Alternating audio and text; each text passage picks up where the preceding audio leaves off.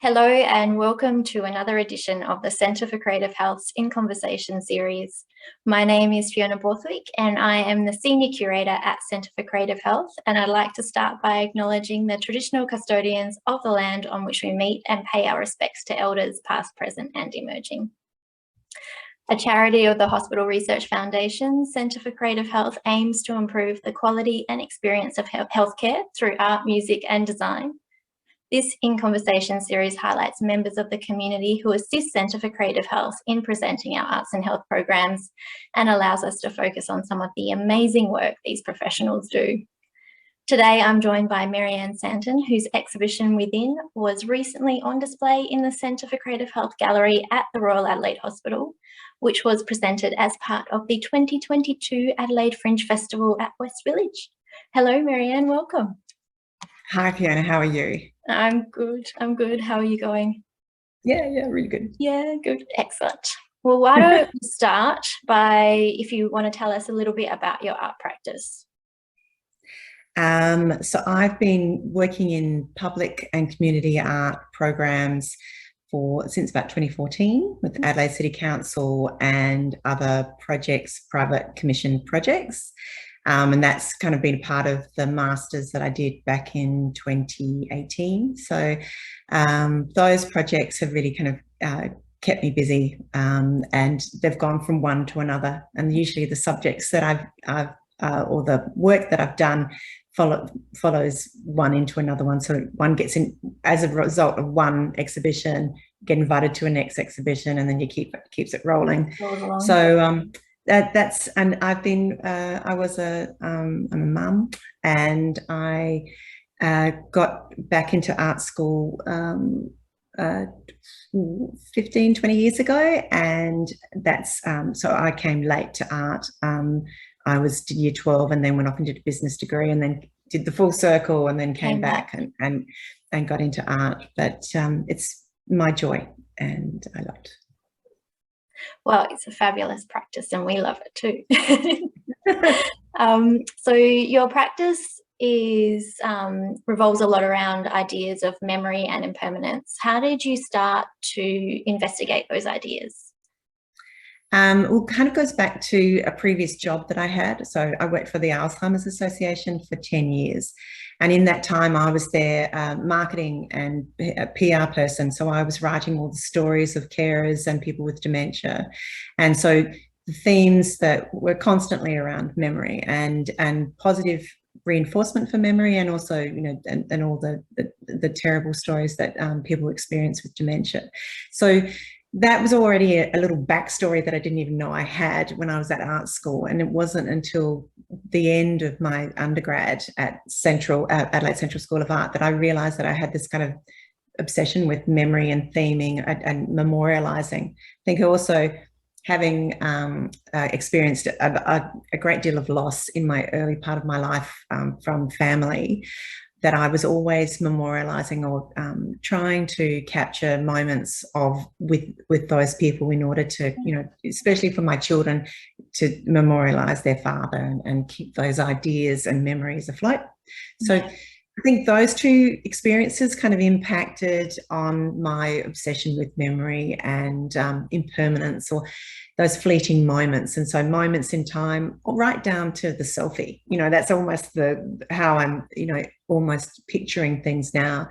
And that's so my theming has always kind of stayed with that now, and I can't seem to get past it. So it's so much within it. Like, you could explore those themes forever. There's always something new to look at. So I can understand why you kind of keep coming back to it. Absolutely. Yeah. Your recent body of work has used medical scans to further this investigation, but you've not always used scans in your practice. What led you to explore this medium? So one way of answering that is that lots of artists tend to stick with one way of making. Like a painter might stay as a painter, a sculptor might always be a sculptor, and then they'll use different themes or they'll respond to different ideas. And I'm the opposite. I get very bored with processes. And so I've been I change the material that I use, but I've maintained the theme that I always use. So I'm kind of the opposite. Like I haven't changed my theme. The theme's my constant, but my processes change. And for example, I've used pebbles as a theme, and the stacking in memories at Cairns, and, you know, lots of different, you know, not Vikings, everyone's used stacking of stones in Japanese as well. And I've used that. I've made them out of wood, I've made them out of copper, and used that. I've also used books, encyclopedias specifically. I was carving them and burying them in paint, and I was using paint. But I've always had X-rays piling up in the studio since my second year drawing class, and I always wanted to use them, but I didn't really know how to use them. And I had friends saying that I couldn't use them because there's confidentiality issues. And so I kind of they've just been sitting in a corner waiting to be used. So that's really how I kind of came to this new body of work. Is it's a new material for me, and so I kind of like process and materiality. So and what they call material play. I kind of really like to have that process and then extend it further and find that one material. So for this time, I'm now in the midst of exploring the material of X-rays or MRIs, CT scans, and that medical imaging world. So that's my big thing at the moment. And I imagine the scans themselves, they really link into those moments in time that you're interested in, because they just are that moment in time. And if you have a scan, you know, a little way down the track, that will change. Like that moment will not be the same. Yeah, exactly. So in the show within, there's my own X-rays of an MRI of my hip, and there's one. It's in total, so it shows you the entry point that the camera goes into your body in the MRI and how it finds and comes back out of your body, and it's quite filmic. So I mean, I'm fascinated with that. I just think that there's that moment, which was 2019. So clearly, if we did an MRI of my hip again today, it's not going to be anything like that. So it is a weird kind of selfie, but I mean, it's also what amazes me is that you have that moment in time, but it's something within you. So it's in your flesh, and you don't know what's going on. I can't see it. It's a machine that does it. I think that is even that is a creative machine that looks at something that we've all got. But anyway, I find that really magical. Yeah, it's kind of interesting to me. It's fascinating. Yeah. So you've mentioned things around confidentiality, and I understand there are a number of confidentiality considerations when using things such as medical scans. Yeah. How did you navigate those challenges, and how did you end up sourcing the scans used to create your artworks for within? So I had a whole pile, and and everyone who ever gave me an X-ray, I got them to sign off on the outside of the sleeve, so that I was in my head giving myself permission to use it. But moving to the right, it was really evident that in a professional clinical environment, there was this patient practice confidentiality, and to have it up publicly was probably maybe to the medical profession or to the imaging radiology department as quite shocking, but to me and most of the public wouldn't find it, and probably find it a little bit fitting because it's in a clinical setting. So there was those two push and pulls with the whole work, is that the medical fraternity would find it somehow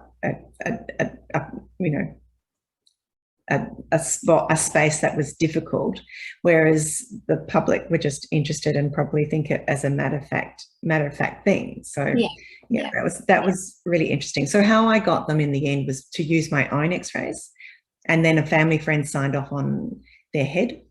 And then and then my son, I think that's the funniest story, is that he just so happened late last year, October last year, had an accident, came off his bike and broke his collarbone. And he was a patient of the emergency department at the RA. And so his x-rays were taken 3 months apart.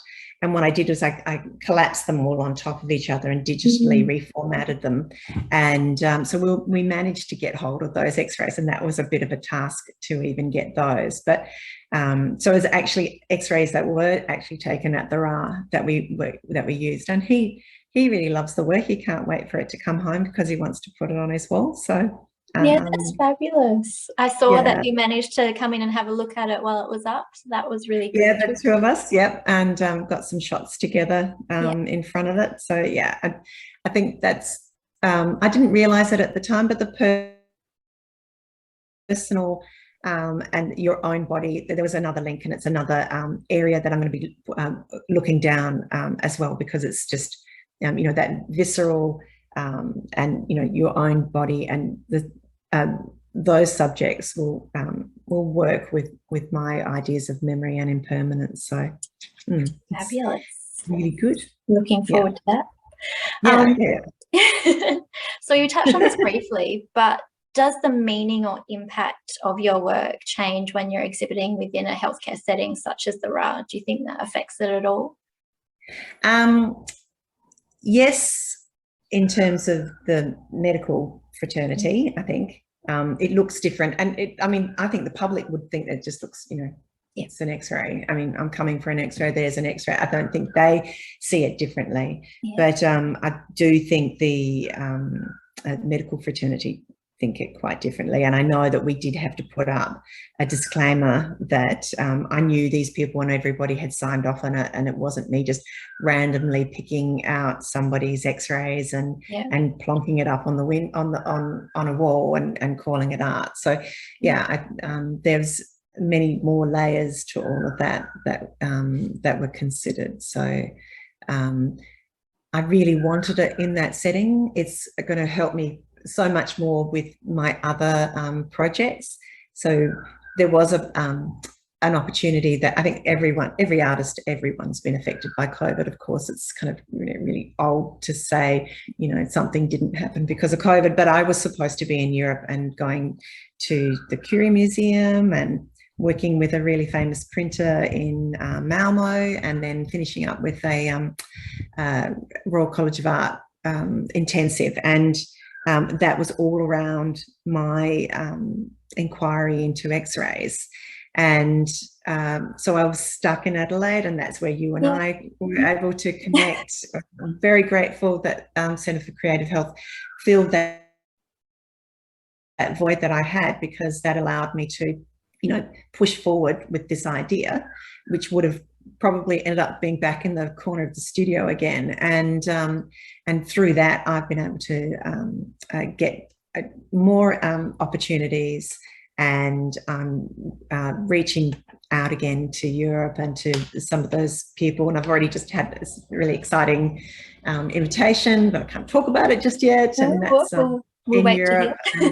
Yeah, so I mean, those things that were stopped in 2020 could easily come back to fruition in 2023. So, but I've, you know, made the most of my time being with CCH, and that's really kind of just helped me and solidified the idea and the concept, and pushed that further. So I'm grateful for that involvement.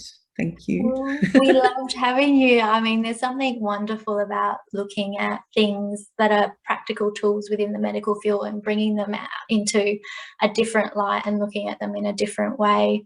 And yeah, we just loved having you as part of our program. So thank you. Very generous. No, it was great, and totally recommend anybody who wants to get involved with CCH. You know, oh, that's very fun.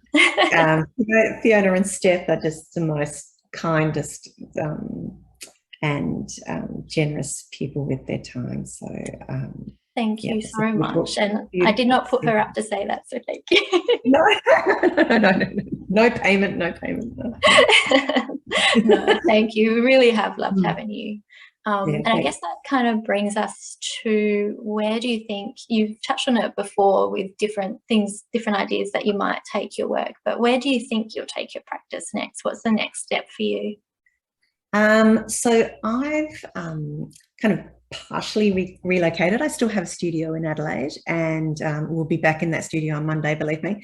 But right now I'm got the fantastic opportunity to set up a what they call an artist-run initiative, and I'm going to be having studios and residency facilities for artists so visual artists and writers to come here and have a break and disconnect from their everyday, and maybe reset their patterns and look at their studio practice and how they might like to push it forward in a different way.